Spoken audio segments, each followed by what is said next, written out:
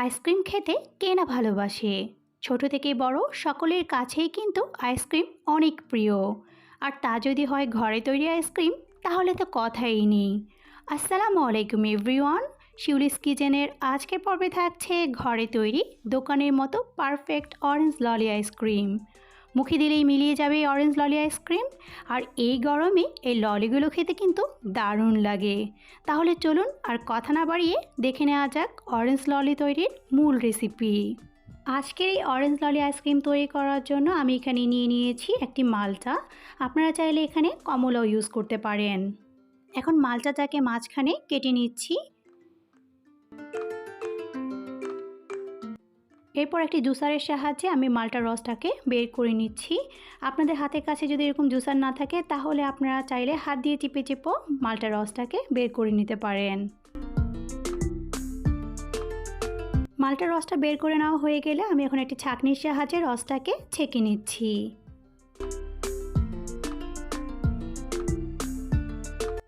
আমার এখানে মালটা থেকে রস হয়েছে 1 কাপ। অরেঞ্জ ললি আইসক্রিম তৈরি করার জন্য এখন একটি হাঁড়িতে নিয়ে নিচ্ছি 2 কাপ পরিমাণ পানি। এরপর আমি দিয়ে দিচ্ছি 1/3 কাপ পরিমাণ চিনি। তবে মিষ্টিটা আপনারা আপনাদের টেস্ট অনুযায়ী বাড়িয়ে অথবা কমিয়ে দিতে পারবেন। এরপর দিয়ে দিচ্ছি 1/4 কাপ অরেঞ্জ ট্যাঙ্গের পাউডার। এরপর আমি এখানে দিয়ে দিচ্ছি 1 টেবিল চামচ পরিমাণ কর্নফ্লাওয়ার। তবে কর্নফ্লাওয়ার না থাকলে আপনারা সেক্ষেত্রে এখানে 1 টেবিল চামচ ময়দাও ইউজ করতে পারবেন। এরপর আমি সবগুলো উপকরণকে একসাথে খুব ভালো করে নেড়ে মিশিয়ে নিব। সবগুলো উপকরণকে একসাথে ভালো করে মিশিয়ে নেওয়ার পর আমি এখন এটাকে চুলায় বসিয়ে দিচ্ছি। এটাকে চুলায় দেওয়ার পর অনবরত নাড়তে থাকবেন, তা না হলে এটা নিচে থেকে লেগে আসবে, কারণ এটাতে কর্নফ্লাওয়ার রয়েছে। এরপর আমি এটাকে 3 মিনিটের মতন ভালো করে ফুটিয়ে নিব। আমার এই অরেঞ্জ ললি আইসক্রিমের রেসিপিটি আপনারা যদি হুবহু ফলো করে অরেঞ্জ ললি আইসক্রিম তৈরি করেন, ইনশাআল্লাহ আপনাদের অরেঞ্জ ললি আইসক্রিমগুলো হুবহু দোকানের মতোই পারফেক্ট হবে।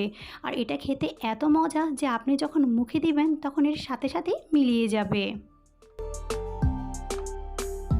3 মিনিট জাল করে নেওয়ার পর এটা যখন একটু ঘন হয়ে আসবে, তখন আমি এটা চুলাটাকে বন্ধ করে দিচ্ছি।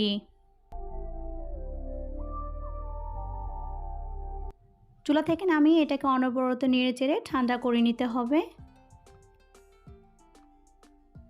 আইসক্রিমের মিক্সটা ঠান্ডা করে নেওয়ার পর আমি এখন এর মধ্যে দিয়ে দিচ্ছি সেই অরেঞ্জ জুসটা। এখানে রয়েছে 1 কাপ পরিমাণ অরেঞ্জ জুস। আমি এখন আইসক্রিমের মিশ্রণে পুরোটা অরেঞ্জ জুস দিয়ে এটাকে খুব ভালো করে নেড়ে একসাথে মিশিয়ে দিচ্ছি। এটা ঠান্ডা করে দিলে আর অরেঞ্জ জুসটার যে গুণাবলী রয়েছে সেই গুণাবলীটা নষ্ট হবে না। আইসক্রিমের মিশ্রণটা ভালো করে মিশিয়ে নেওয়ার পর আমি এখন এটাকে একটি বক্সের মধ্যে দিয়ে দিচ্ছি।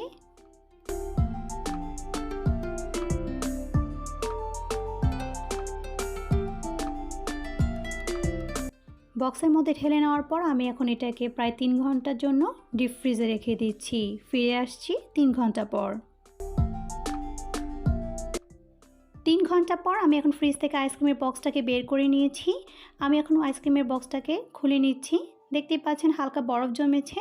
আমি এখন এটাকে একটা ব্লেন্ডারের জগে নিয়ে ব্লেন্ড করে নিব। এতে করে আইসক্রিমটা খেতে বরফ বরফ লাগবে না, একদম দোকানের মতো সফট লাগবে। এখন আমি এটাকে একটি জগে ট্রান্সফার করে নিয়ে একটি আইসক্রিমের মোল্ডে ঢেলে নিচ্ছি। আপনাদের হাতের কাছে যেই মোল্ডে থাকে আপনারা সেই মোল্ডে আইসক্রিমটাকে জমাতে পারেন।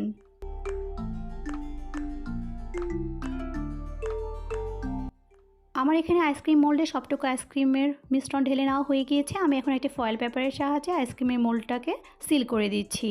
আপনাদের কাছে যদি এরকম ফয়েল পেপার না থাকে, তাহলে আপনারা যে ঢাকনাটা থাকে সেই ঢাকনা দিয়ে আইসক্রিমের মোল্ডটাকে ঢেকে দিতে পারেন। এরপর আমি এখানে আইসক্রিমের কাঠি লাগিয়ে নিচ্ছি। আমার এখানে আইসক্রিমের মধ্যে কাঠি দিয়ে নেওয়া হয়ে গিয়েছে। আমি এখন এটাকে ডিপ ফ্রিজে রেখে দিব প্রায় 8 থেকে 9 ঘন্টার মতন। ফিরে আসছি 8 থেকে 9 ঘন্টা পর। 8 থেকে 9 ঘন্টা পর আমি এখন ফ্রিজ থেকে এটাকে বের করে নিয়ে 2-3 মিনিটের জন্য এমনিতে রেখে দিয়েছি। দেখতেই পাচ্ছেন খুব সুন্দর করে আইসক্রিমটা বের হয়ে গিয়েছে। এখন আমি এটাকে সাজিয়ে পরিবেশন করে দিচ্ছি।